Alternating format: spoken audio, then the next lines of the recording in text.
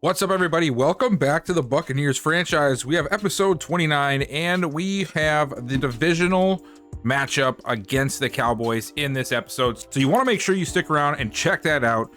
Before we get to the game, we're just going to do a quick look at the Cowboys, maybe visit where the yearly stats are sitting right now for the whole league, and then, of course, the games. So we're going to go ahead and we'll start with the end of the season stats for around the league. And I'm not going to look at every player, of course, but I will scroll down the lists and we'll talk about some things, and then we'll move on to the Cowboys. So first, we're going to go passing. And of course, Patrick Mahomes at the top of that list, 4,900 yards passing, 35 touchdowns, only 4 interceptions on the season for him.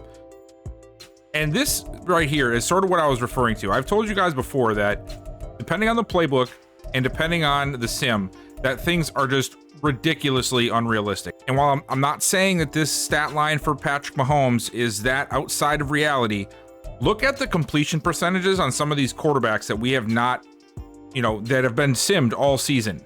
This is not a normal percentage, and this has to do with the game system and how it sims games.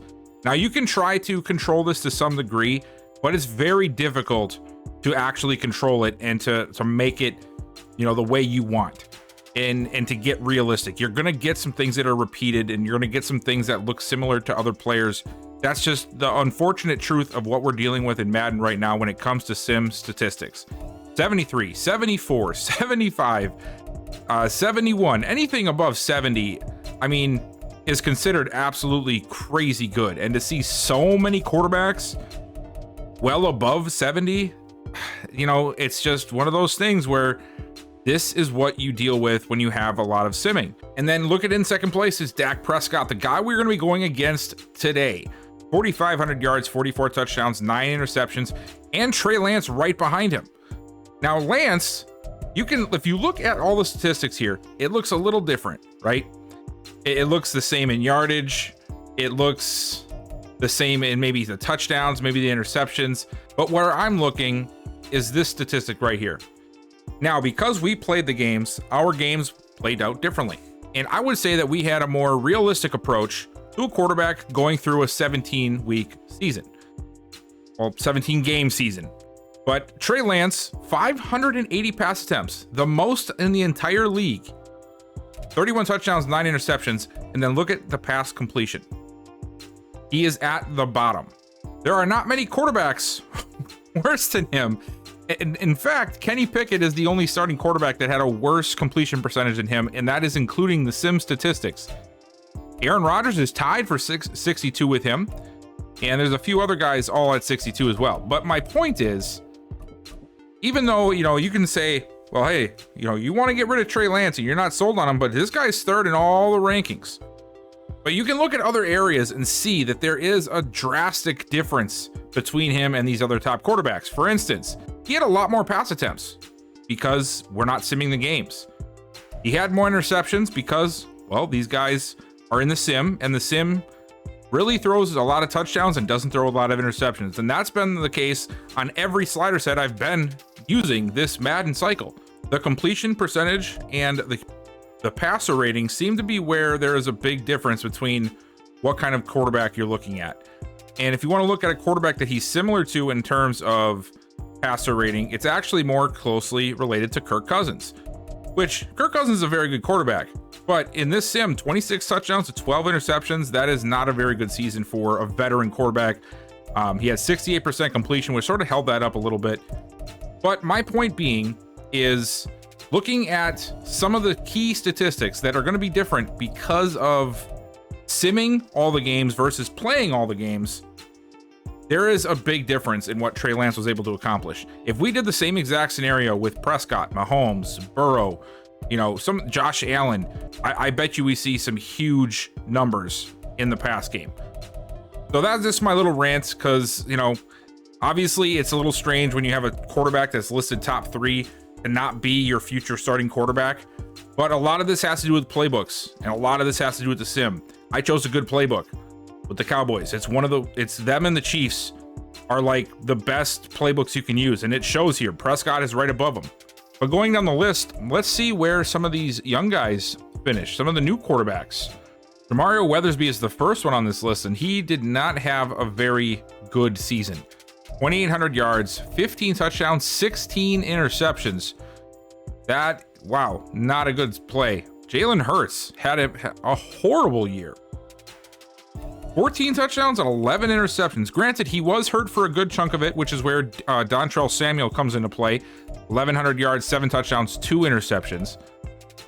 But it was definitely not... Oh, I passed by Joseph McCoy, one of the other rookies that got a starting job right away.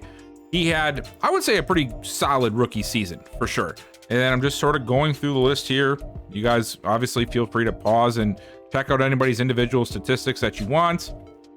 I just wanted to go through and see where guys are at and explain why I have such a disdain for Lance, even though his stats say otherwise. You know, there's other things that you can look at to say, you know what, maybe he isn't as good as his stats look, because we know that he's got some issues, and I'm hoping that we don't run into those issues. I'm hoping we go and win the Super Bowl this year. It's gonna make my decisions a heck of a lot harder, but I mean, I don't want to not win, right? And then looking at the rushing stats, Josh Jacobs, 1,500 yards, 12 touchdowns. Derrick Henry, 1,500 yards, 10 touchdowns. Nick Chubb, almost 1,500 yards, 13 touchdowns. Then you have Rachaad White, 1,480, 8 touchdowns. I mean, he had a pretty good season, I would think. He had a really good season. Jonathan Taylor is below him.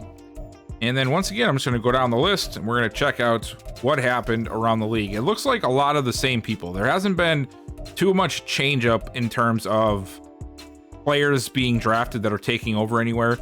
Antonio Gibson, he's one of the few that was a starter on a team different than last year.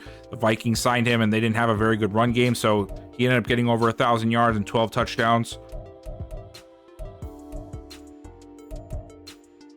Receiving, Cooper Kupp leading it by, wow, 1,600 yards and 15 touchdowns. That is pretty incredible. Justin Jefferson, not as many touchdowns, but right up there with the catches and the yards. CeeDee Lamb having a big year. Stephon Diggs having a pretty good year. Same with Chris Godwin. He had even less touchdowns than Stephon Diggs, but we know he was a beast when it came down to needing a play. He was the guy a lot of the times that Trey Lance looked for. And I just want to look down. I'm actually curious to see where Taylor Wharton and Danny Mason finished. So let's see. Can I find... There's Wharton. All right, so Wharton finished 92 for 1,033 yards and 11 touchdowns. A humongous year, man. Huge rookie season. And where is Danny Mason? He must have had a decent year, right? There he is. Okay. So Danny Mason, not as flashy. 65 catches, 867 yards, 4 touchdowns. In his defense, Daniel Jones had a very bad season as well at quarterback, so that you have to attribute some of that to a receiver. That's one of the only positions that are completely reliant on another person to get them the ball. Well, I guess you could say the running backs too, because they're reliant on the offensive line, but the receivers is physically impossible for them to have a good season if they have a quarterback that can't get it to them. But I'm still going to keep an eye on, because now we know Mason's X factor, we know Wharton's X factor. They went really high in the draft. This could be like the new, like, Randy Moss T.O., you know, like that kind of thing. Not saying that they're them, but just like that kind of rivalry where it's like so many people are like, oh man, who's the better receiver? We're going to be comparing these guys for seasons to come, and I'm excited. Devin White ended up leading the league in tackles with 160. Let me see, where does he rank in solo tackles? I'm a big solo tackles guy. I feel like assisted tackles are too easy to get, even if you didn't do a lot of the work, especially in Madden. Not to take away anything from our own linebacker, but I'm just curious, right? And it looks like he was a little farther down the list. Okay, maybe we shouldn't look at that. All right, let's go to tackles for loss. Maybe he's up there in that. Oh, wow. 23 tackles for loss from Dexter Lawrence. 21 from Dalvin Tomlinson and Aaron Donald. 19 for Quinnen Williams, TJ Watt, Josh Sweat, DeForest Buckner. Do we have anybody? Oh, Levante David. 17 tackles for loss. And honestly, he is the first off-ball linebacker. Look at that.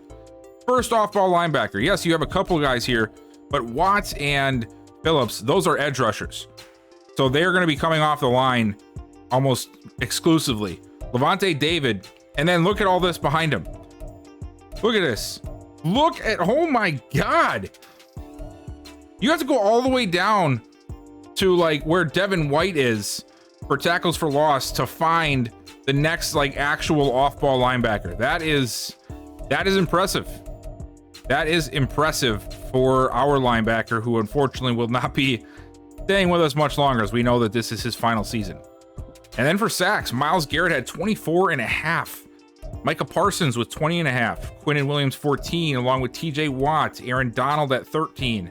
Josh Allen at 12.5. Will Anderson Jr. in his second season having 11, along with Josh Uche. Greg Russo 10.5. Ed Oliver 10. Jadeveon Clowney with the Bears 10. So it looks like he had a few guys that were just cracked this year, and then it falls off a cliff a little bit. Oh, wow. Okay. Logan Wilson, a linebacker, had 7 interceptions, leading the league. And behind him, Jaron Kearse, who ended up on the Indianapolis Colts, tied with CJ Mosley for second in the league. JC Horn. Wow. So a lot of guys that actually really showed out. Look at that. Quincy Sprinkle, one of the rookies. This is the highest I've seen any rookie on really any list in terms of a stat in the league. So, and then the final stat on defense, Budda Baker led the league with 4 forced fumbles, Mario Davis with 3, and then a whole bunch of guys at 2, because this Madden just really does not like fumbles. And it's crazy because I have the ball security at 15, right? So like you would think there's fumbles everywhere. Speaking of yearly awards, let's take a quick run through of these. I'm not going to spend a lot of time on each category, because now what I really like that Madden has done this year is they put every player on the one page. You don't have to scroll down to see anybody anymore. So I can just sort of go category to category, and you guys can just pause it if you want to see names all the way down the list. So obviously MVP, somehow Josh Allen is leading. And this is a part of the reason that I'm not a fan of Madden's system, because even though the Chiefs ended up in the wild card round, how is Patrick Mahomes in his crazy season not way at the top of this list? He's 5th. He's behind Allen, Burrow, Jackson, and Prescott. It's just something about how they grade this stuff. I think it goes too much off of individual or team record, which it shouldn't, because obviously it matters about the team, but sometimes it's not the team, it's the player. Coach of the year, well, Sean McDermott. That's not a surprise. The Bills were undefeated up until week 13 or 14. It was crazy what they did this season. And then the AFC Offensive Player of the Year, Lamar Jackson. Defensive Player of the Year, Myles Garrett. Offensive Rookie, Joseph McCoy. Defensive Rookie is George Elliott of the Titans. Best Quarterback, Joe Burrow. Jonathan Taylor, Best Running Back. Rashee Rice, Best Receiver. Best offensive line, this doesn't matter. Madden doesn't know how to grade that. Best D lineman, Myles Garrett, no surprise. TJ Watt, best linebacker. I don't like this, the way they do this. I'm sure a lot of you agree with this. Madden needs to make an extra position. Okay, they need to have defensive end, edge rusher, linebacker, because TJ Watt is not a linebacker. Okay, he is an edge rusher that stands up. And I know, oh, well, he is a linebacker. I understand that. I'm talking about figuratively. I'm not talking literally. They've always had this wrong. And this would fix the depth chart issues we see where teams are taking players that are not intended for those positions, where they play a 4-3 and they're drafting edge linebackers because that's the best player available. These are not guys that should be playing and listed as a linebacker, because that's not what linebackers do. Linebackers are second defense, main defense in the run game. They're covering the tight ends. They're spying the quarterback. They're the captain of the defense. This is not the same position. And I just wish Madden would get that right. Hey, TJ Watt deserves it. He had a great season. I'm not saying he doesn't deserve it, but I hate seeing all of these edge rushers littering this list of linebackers, and there's no love for the actual linebackers. They're getting overshadowed by the sack statistics of all of the edge rushers that are listed as linebackers. And then DB, Jaron Kearse, that is deserved. He had a great season, 6 interceptions, definitely deserved. And then best kicker, Justin Tucker. And then over in the NFC, Offensive Player of the Year, Cooper Kupp, definitely deserving. Even though he's not a quarterback, he was incredible with his statistics. We just saw it not too long ago. Defensive player, yeah, Micah Parsons, not shocked to see that. Offensive Rookie of the Year, folks, Taylor Wharton. Now, I don't think this can change at all before the end of the season, so I'm like 100% sure Taylor Warden is going to win Offensive Rookie of the Year, and he deserved it with the season he had, but that is going to give us a huge boost for his career. And look at who's right behind him, Danny Mason. Once again, that rivalry is just brewing, and I'm gonna grill this rivalry into every one of your guys' heads that follows this franchise. Defensive Rookie of the Year, Chris Woodley. I'm very surprised that Quincy Sprinkle is not the leader, given he had 5 interceptions. So Chris Woodley must have done something crazy to overshadow Quincy Sprinkle being or having 5 interceptions. Best quarterback, yep, Dak Prescott. Best running back, Bijan Robinson. Yep, best receiver should be Cooper Kupp. Best OL doesn't matter. Best D lineman, Micah Parsons. And by the way, I say this not because I don't think offensive line matters. I say this because it's really just a who's got the highest overall type of situation when it comes to how Madden grades this. It's really horrible that they didn't put enough time in to actually count statistics and make sense of what the offensive line is doing properly and what they're doing wrong. And then over to the linebackers, once again, yep, Danielle Hunter leading, Frankie Louvu behind him. Demario Davis actually got pretty high on this list, which is awesome, which means he probably had a great season as an actual linebacker. But just, I just don't like seeing this, man. These edge rushers should have their own category. Or honestly, you could just put them in with the defensive ends. Oh, no, make them their own category, right? Because they do have to play off ball too once in a while. Best DB, JC Horn. And Quincy Sprinkle is right here at, okay, wow. He's second. JC Horn did have, I think, the same amount of him, but he was like higher on the list, I guess. So he gets the nod there. And then best kicker is Graham Gano of the Lions. And now on to the Cowboys themselves. We already know this team for the most part. We know what we're going to see or who we're going to see. I'm just going to sort of do another quick run through for guys that maybe didn't catch the episode that had the Cowboys in. Essentially, they're very good. They are very good. They have a great line. They have some really young talent. Their linebacking core is probably their weakest point, which is saying something because they really don't have that horrible of linebackers. And then they have a really good secondary. Trayvon Diggs, Stephon Gilmore, Deron Bland. Their secondary, Malik Hooker and Donovan Wilson, who is injured. So we might be seeing Sheldon Sewell. And that brings us to what we're going to do today. And honestly, we're going to go defend medium pass. I hope this doesn't burn us, but this team is way too good at passing. Dak Prescott has been on fire all season. We have to try to stop the pass game, so we're going to go medium pass. Offensively, they're very good at pretty much everything, okay? If there's any area where they might not be the best, it's going to be maybe in the middle of the field. That's because that's where you're going to have, like, Deron Bland, the corner, who, while he's decent, he's not Trayvon Diggs, he's not Stephon Gilmore, and you're going to have some of those linebackers that are sort of the weak spot of that defense. However, they like to blitz. They are good at it. So, I'm having a tough time right now between blitz counter and throw it medium.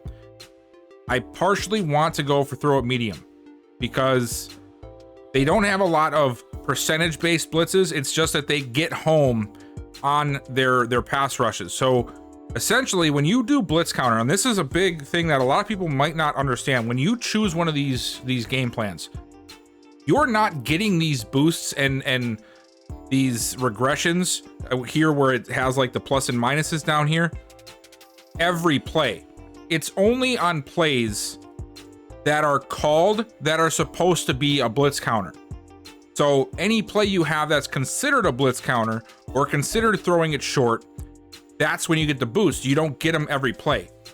So if they are not blitzing a lot and we're not calling a lot of blitz counter plays, we're not going to get those boosts. But what we do have is we have a book that likes to throw it medium. So we're going to go throw it medium. And then for the weekly game plan, this one I think is very important.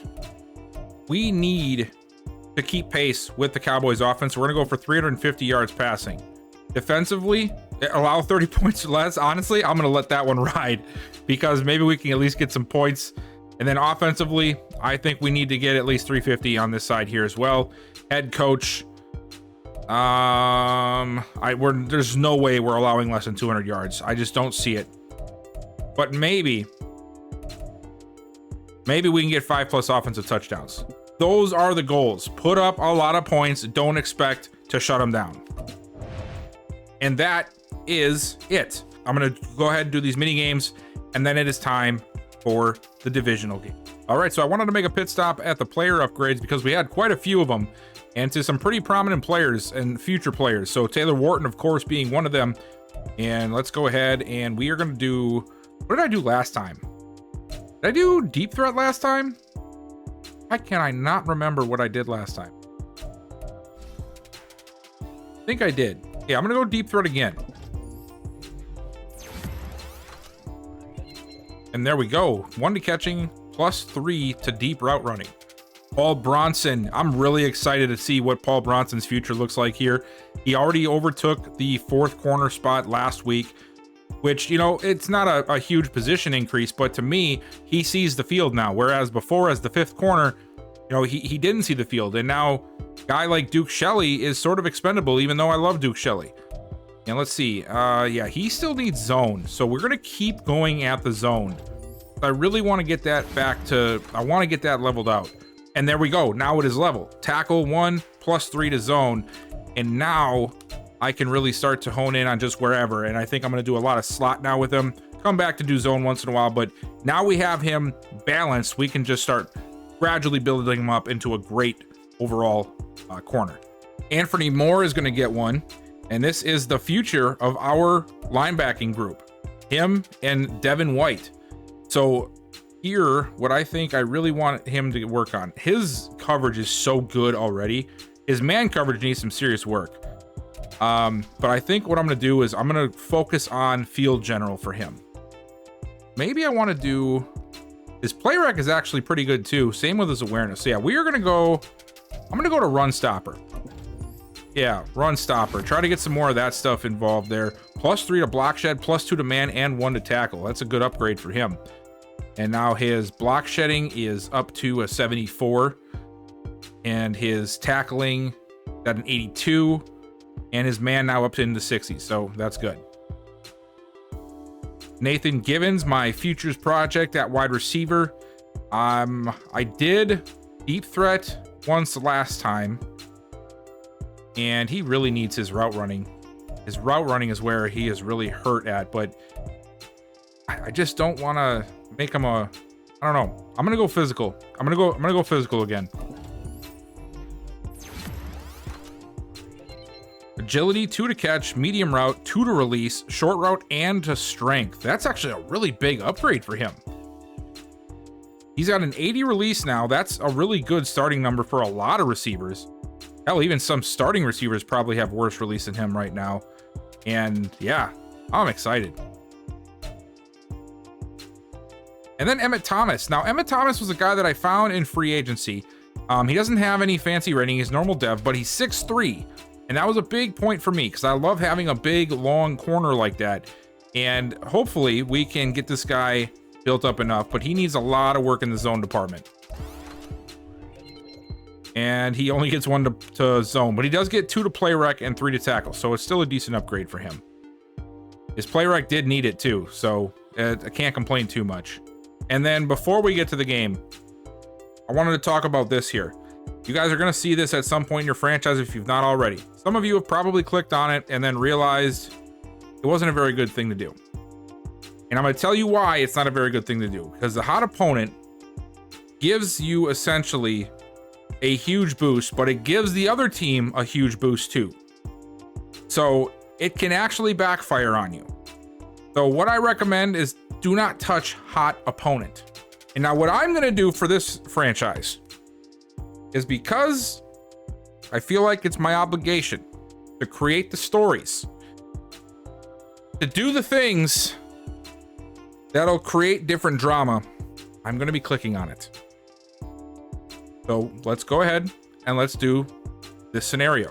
Coach, you're up against the Cowboys this week and they've been playing great football lately. Be confident.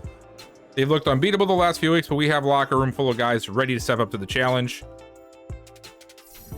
Hot streak. The Cowboys are playing well and all their players will have +10 break tackle, play recognition, and tackle for this game.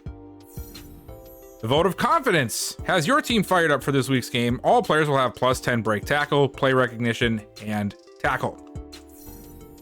Beat the Cowboys to steal their momentum. Essentially, it is a huge risk type of scenario. If you win, you get a bunch of extra momentum and morale for your team going into the conference championship and whatever game comes after. This scenario can actually come up during the regular season as well. And it's something that I just not a fan of because it feels like it makes the team you're playing OP along with your own team. But because of that now, like look at how this roster looks now for us. Everybody has like +6s, +2s to their overall. It just makes everybody OP beyond belief. I mean, Devin White literally has a +8 for crying out loud. Everybody is jacked up for this game. So use it at your discretion, but I've made it a point, and I know I haven't been 100% perfect on this because I just get stuck in my ways, but I want this franchise to be a story as much as possible. So I am going to do every single scenario that ever comes across my main menu screen. So here we are. Let's go take on these Cowboys. All right, so both teams had the ball, and both teams faltered on their opening series very quickly. It was a 3-and-out for both sides. So here we go. Dallas, who initially had the ball first, has their second opportunity. And right away, he's pushed out of the pocket and into Jermaine Johnson for the sack. It's going to be a loss of 9. And right now, maybe it's the defenses that are just getting this huge boost because they have been shutting everything down. All right, Prescott steps up. Oh, he's trying to run with it. He gets out of there, and he will find his way for about 7 yards. He'll make the third down less long. Not a very huge play, but a little bit more manageable here on 3rd and 12. Prescott. Oh my God, he did it again. Runs into Jermaine Johnson, and right there, 2 sacks to open it up, and we'll get a punt. And out we come for our second drive. First one was a couple of incompletions and like a 2 or 3 yard run by Rachaad White. So here we go. Can we do something?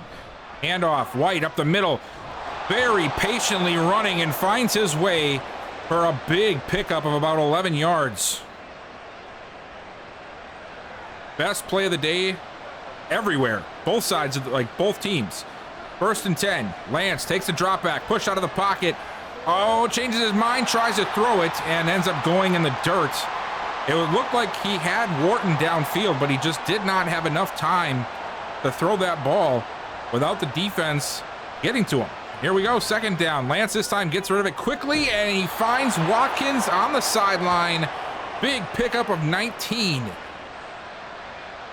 Another throw, a quick one over the middle, incomplete.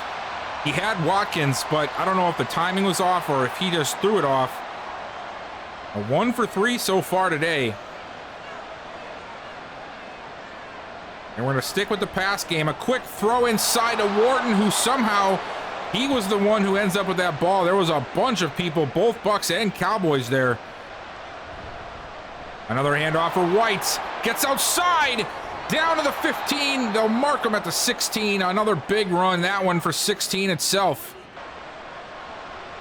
Quick snap. Quick throw. Oh, man. He was looking for Watkins. He put it to where only Watkins could get it, but maybe just a tad bit too high. Watkins could not haul it in.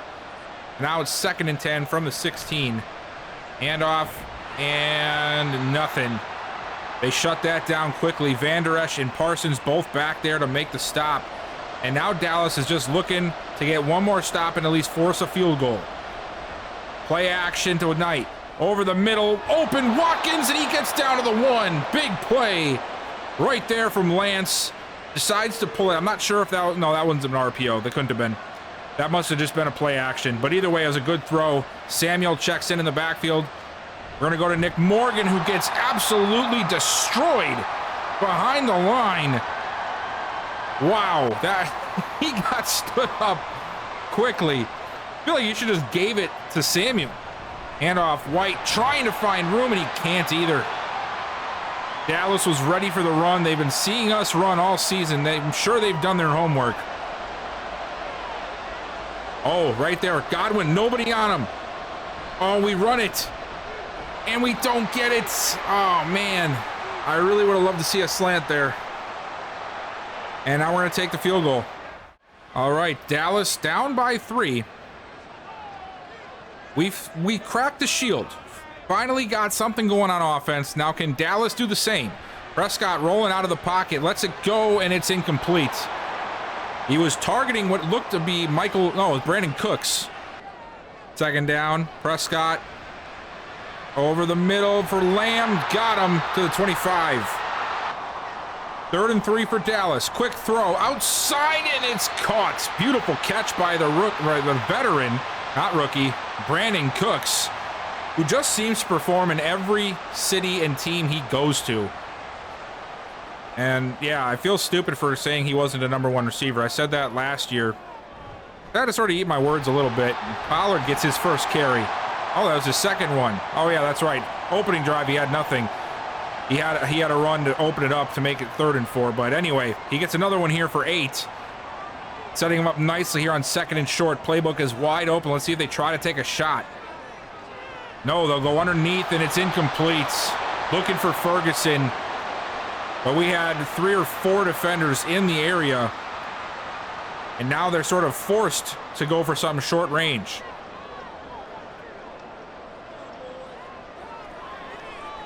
Oh, blitz coming. This time he's able to connect to them over the middle. And he'll get it out to midfield. And off to Pollard. Big lane for him. Out across the 40. Or inside the 40 to the 37. Here we go. 1st and 10. Another handoff for Pollard. Tries to cut it back right side. We have that lane cut off as well. Gain of 3. Quick throw. Almost goes the other way. Dean taking the conservative approach and batting the ball down. Feel like he could have had a shot at it had he tried to catch it. 3rd and 7 as we wind down to the end of this first quarter. This should be the last play. Prescott rolls out and he's got to throw it away, and that will force them to take a field goal. Here we go. They ended up missing the field goal, by the way. So we still have the lead as Lance looks to the left for Godwin and finds him for another big completion out to the 45. I formation with Samuel here on 1st. We'll go to him. And Van Der Esch shuts it down after just a gain of 1. 2nd and 9. Another little throw outside. Watkins, short gain on the play. 3rd and 5. Lance rolling out, fires over the middle. He's got Watkins again down to the 20. And even though our offense started off a little slow, we found some type of groove here as we're down inside the red zone for the 2nd straight drive. Lance looking left side. He's got Watkins again. 3 straight plays, 3 straight completions, and we find ourselves at the 6. Hand off to Samuel. And wow, that blocking failed miserably. We'll end up losing 2 yards. Cowboys are not going to be giving up much on the ground, it looks like, when they know we're running it. 2nd and goal, Lance. Watkins again. That time they could not connect. It's incomplete, and another 3rd and goal for us. Last time we tried to run it all 3 times down here, it didn't work. So far, we've tried to pass it, it didn't work.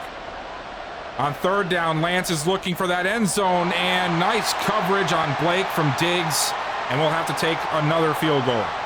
Well, we got ourselves another stop. Defense did its job, and now up 6-0.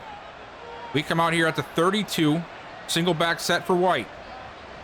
We're gonna go to the White outside, right side, and he's got a nice lane. Bland brings him down after 7. 2nd and short, we go right back to him. And somehow White turns that into positive yardage. It looked like he was gonna get shut down behind the line, but a 2nd effort dive forward makes this 3rd and inches now. Handoff, and we get it. It wasn't much, but it was just enough to move the chains.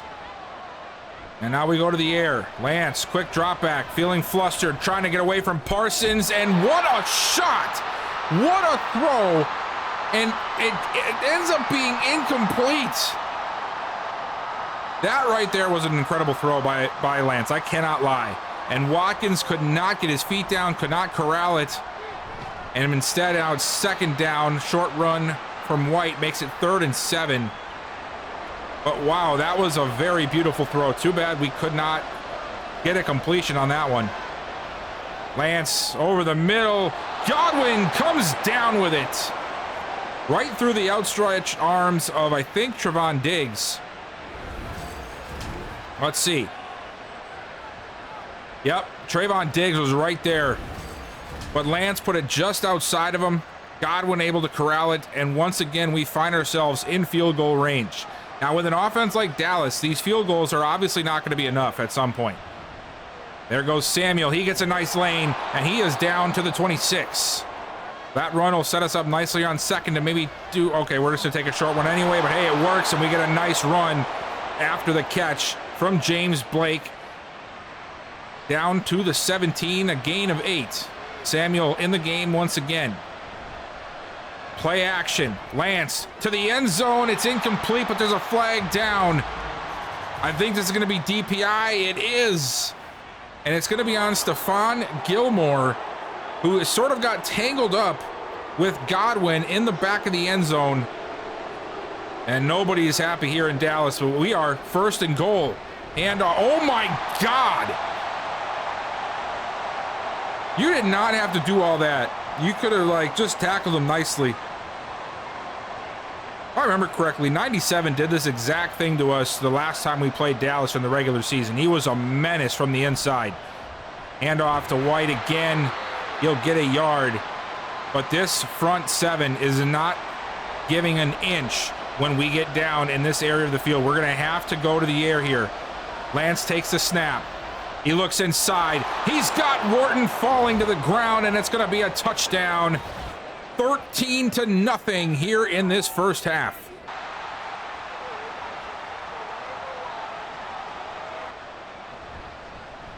Handoff to White on our first play of the drive, and he tries his best to find some running room, but the Cowboys had it locked down. Parsons on the stop. 2nd and 9. Lance takes the snap, and he goes down again. Micah Parsons, 2nd sack of the day, and 2nd one of this quarter. And that's going to put us in a very tough situation. Way back on our own 6-yard line, 3rd and 16. Wharton lined up one-on-one with Diggs on the left side. Lance is going to go to him.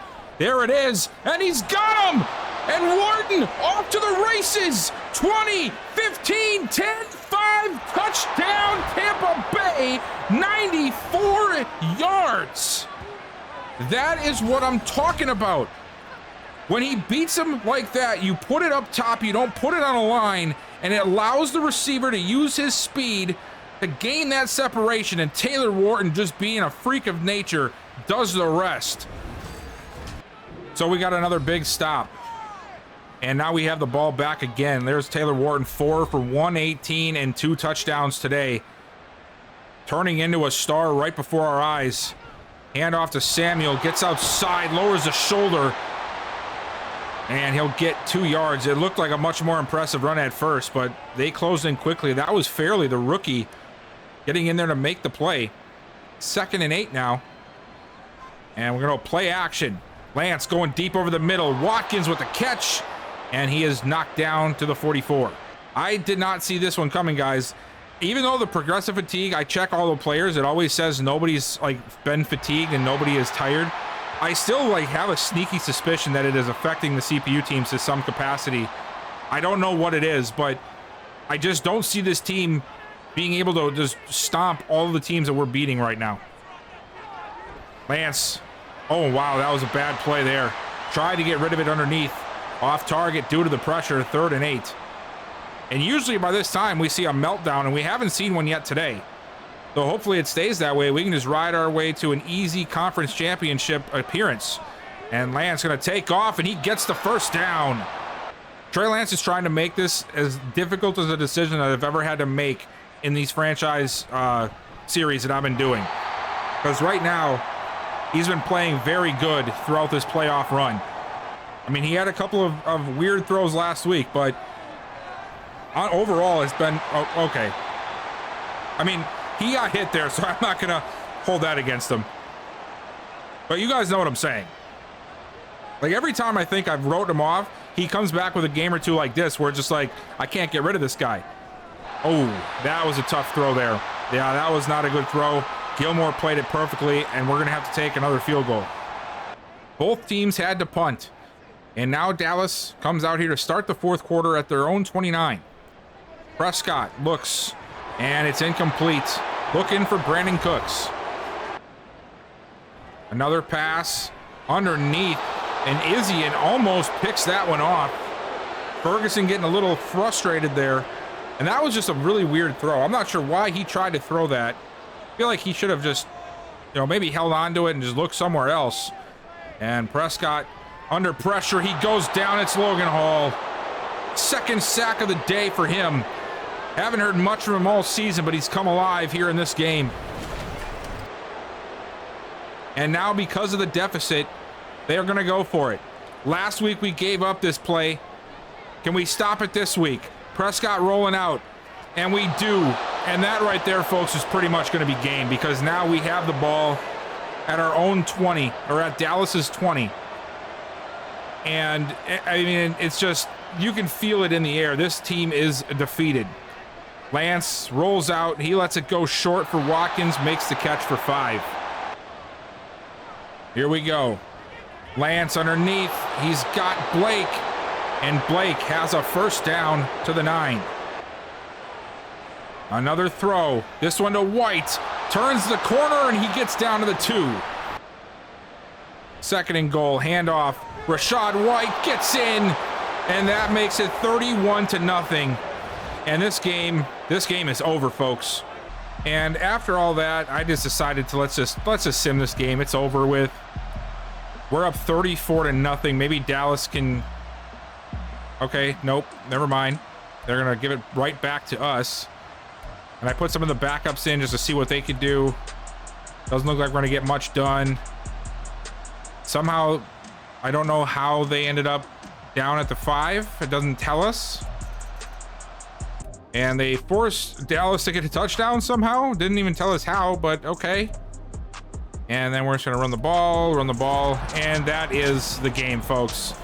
A huge win. I did not see this coming at all. Team dominated from the start. Maybe they changed the hot opponent thing, maybe it's not as bad of a thing as it used to be in prior Maddens, because my gosh, this team came out ready. And we're going to the championship game, guys. We got ourselves another portion of the One Last Hurrah after that game ended. One more, coach. One more win, and we're on our way to the Super Bowl. We aren't going to let Levante walk without... Well, I missed it. Okay. You guys get it. Potential retirement of Levante David continues to invigorate teammates. Another +10. Guys, it's like +35 morale since the start of the playoffs. And then we also have this for the hot opponent one. Let's go. I'm glad we could reward your faith, coach, and put the right kind of pressure on us to deliver, and fired the guys up. You've stolen the Cowboys' momentum, and all players will have +10 break tackle, play rec, and tackle in the next game. Streak snappers, the entire team just got 2,500 XP. That is big. And now we are in the conference round, and we are going to be facing the Eagles. But since the Eagles were below us in the bracket, we're actually going to get a home game. And here is how the playoffs have played out. We were this close to taking on the Minnesota Vikings this week, but the Eagles end up beating them at home. And then on the other side, it's the Ravens and Chiefs. Oh, okay, well, doesn't that look a little familiar? Big game from Trey Lance, big game from Taylor Wharton, humongous game from our defense. But now it is time for this video to end. The next one will be going on against the Eagles to see if we can get a spot in the Super Bowl. Let me know what you guys think of the team down below and where things are at heading into the last part of this season. But of course, that is all I have for you guys. Thank you so much for watching. Make sure you hit the like button before you leave. Subscribe if you are new here, and turn on that bell notification so you know when the next episode comes out. And I will see you guys next time.